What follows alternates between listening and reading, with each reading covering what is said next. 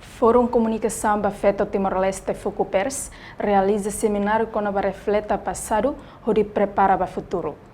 Diretora Focupers Maria Pereira Guterres Hateteng, seminário onde conclui no encerra projeto Reforça Hamoto durante o período Nelaran. Focupers cria projeto Irane, hanesan pacote ida husi atividade projeto Reforça Hamoto, onde liga sobreviventes Sira, o parceiro, governo no setor privado Sira. Seminário Irane, hanesan parte conclusão, encerramento vai a minha projeto durante período de Nelaran,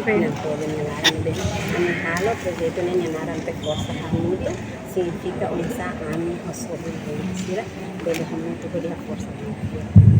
Então seminário ini hanesan encerramento kami ini ibu ambasador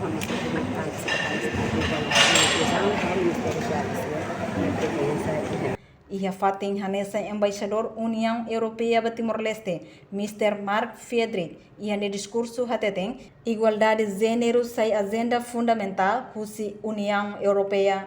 Focupers considera feto sobrevivente no vítima Sira, husi violência baseada em gênero precisa estrutura apoio OIN, onde facilita a recuperação e reintegração social na economia. A igualdade de gênero hanesan Sírio Teles.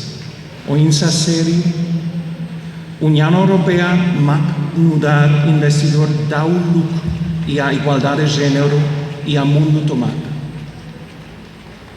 No Timor-Leste, irá refletir a ação específica sira hanesian iniciativa Spotlight ou Nações Unidas, diálogo com o governo, o objetivo atuar política inclusiva no projeto OIOIN ou sociedade civil, hanesan projeto Reforça Hamoto, neve o sucesso amitaka o Indorom. Itaha tene katak feto sobrevivente no vítima, sira usi violência baseada a gênero, precisa serviço na estrutura apoio OIOIN, onde facilita recuperação no reintegração social.